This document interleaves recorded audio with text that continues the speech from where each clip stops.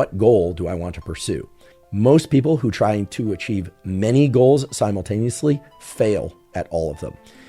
And the first protocol for deciding what goal you want to pursue is actually a quite simple one in terms of how it's stated, but it's fairly complex for a lot of people to answer. And that is, which specific goal are you going to try and pursue? Because guess what, folks? Most people who try to achieve many goals simultaneously fail at all of them. This is what I call the overhaul approach. When people think, okay, on January 1 or next month or next week, or perhaps even today, I'm going to start exercising, I'm going to start meditating, I'm going to learn a language, I'm going to learn to dance, I'm going to do all these different things. And that's just too many goals. I think here is an appropriate place to highlight the word priority. A priority literally means one thing that you place ahead of all others. These days we hear a lot about priorities, plural, but we really should be thinking about priority and defining our priority for learning in a given phase. So if you are somebody who wants to get more physically fit or you want to learn something cognitively, that's terrific. You are allowed to have multiple goals, but I highly recommend that you first select just one goal. Of course, you don't let go of other aspects of your mental health and physical health, that you don't throw your life away in service to this one goal. We've all seen how that goes, and it's not a pretty picture. But rather that you continue to engage in healthy ways with the other aspects of your life that you're proficient at or mostly proficient at, but that you select one goal that you're going to try and attain. How you select that one goal, of course, is going to reflect your values, your motivation, your resources, but it's very important that you spend some serious time defining that one priority, that one goal for this initial goal setting and pursuit period. And in a moment, I'll tell you how long that goal pursuit period ought to be.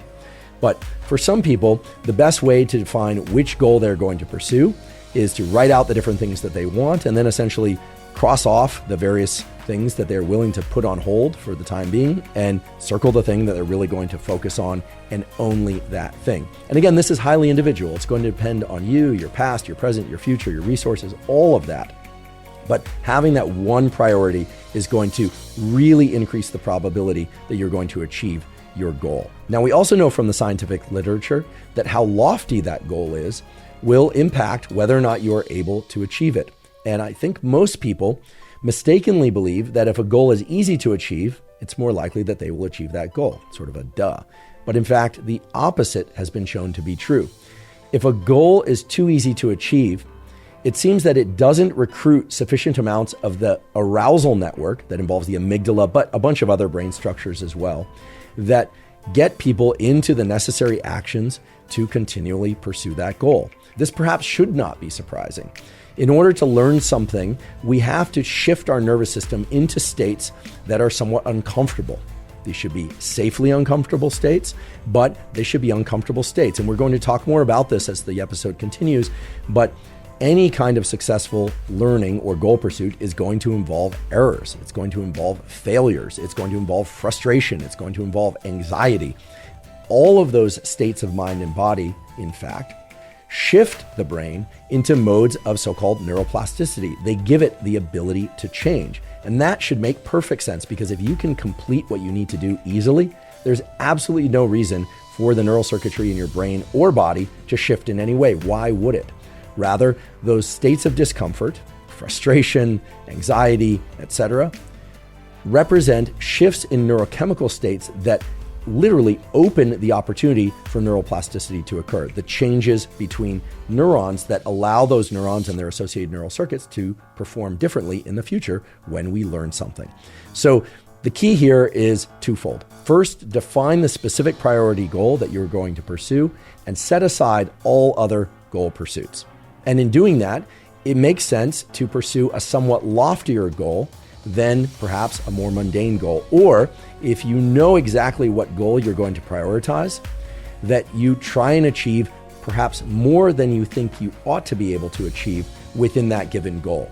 And within the goal that you decide to prioritize, you want to set a level of progress, a level of performance that you're striving to attain that's a bit above what you actually believe at this time you can accomplish. Now, in doing so, you are inevitably going to encounter some frustration and anxiety. But remember the component of the neural circuitry that we talked about at the beginning of the episode? the orbital frontal cortex. That orbital frontal cortex is not just part of a neural circuitry that assesses how we feel in a given moment as we are trying to pursue a goal, but it also understands context. It has the capacity to, for instance, see that you are experiencing anxiety, know that you are frustrated, but now that you understand that anxiety and frustration that comes with making errors is actually the gateway, it's a necessary gateway to achieving neural circuit changes, so-called neuroplasticity.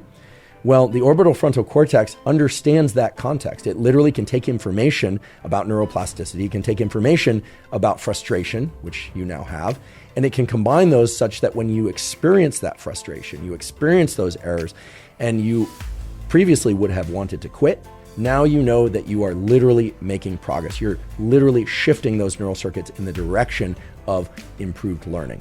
Now, it's also important to remind that neuroplasticity, the changes in neural circuits that allow for improved performance in the future, does not occur instantaneously. That frustration that occurs during our attempts to learn or to pursue a goal is the trigger for neuroplasticity, the actual rewiring of neural circuits that allows for proficient, correct performance occurs during deep sleep and other forms of deep rest. This is something I've covered extensively in episodes on neuroplasticity and learning.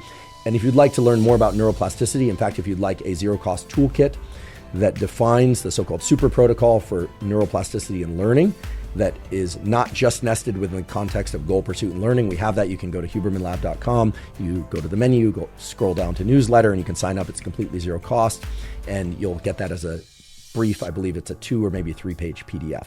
Okay, so returning to goal setting and pursuit, first, you need to set your goal. You really should take the time required to define your priority. What are you going to try and learn? And then you're going to pick a goal that really feels challenging, that feels like it might even be out of reach, because that will recruit the neural circuits associated with arousal. They're motivating enough to get you into action. Now, I want to be very clear. I'm not suggesting that you pick a goal that's impossible to achieve or that you believe is impossible to achieve. That's not going to serve you well. Rather, I'm saying pick a goal that feels just a bit out of reach, and don't obsess too much about whether or not it's a lot out of reach or a little bit out of reach. Pick something you're excited to pursue that you would really like to accomplish. Set that goal and then just set aside all other goals. Still, of course, maintain or improve other aspects of your life that are necessary for daily living, for mental health, physical health, etc. But really just focus on one goal. I promise that you will be far more satisfied with the results if you can truly set a priority. So once you've defined the specific goal that you are going to prioritize, there are 2 more things that you need to do before you start to pursue that goal. The first one is